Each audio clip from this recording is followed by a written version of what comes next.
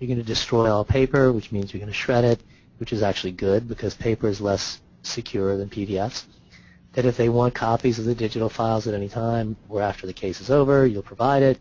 You'll keep the file for however many years you have to keep it, and that a PDF copy of this engagement letter is valid.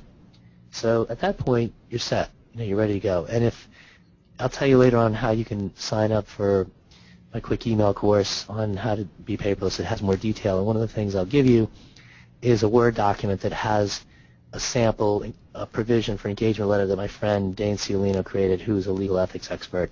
So if it's good enough for him, I think it's good enough for the rest of us. So what kind of equipment do you need and software? You need the scanner, something dedicated, not something that everybody has to go to, but whoever's going to be scanning paper, which is probably going to be everybody in the office at some point, everybody needs their own scanner.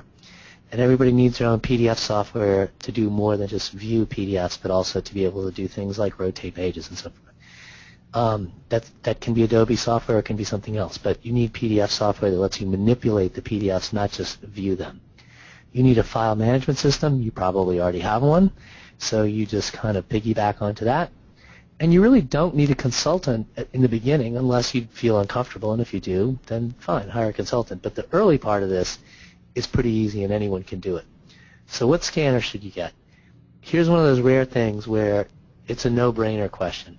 I mean, I can think of almost no other example in the world of technology where there's an obvious choice that most people who are doing this, and by most I mean like 95 to 99%, all use the ScanSnap. And it's because Fujitsu created this, it became popular, it comes with the Adobe software, it works really easily, it's easy to set up and use, so everybody's using it, and it's great. You just put 50 sheets of paper in at a time, it scans or runs through them.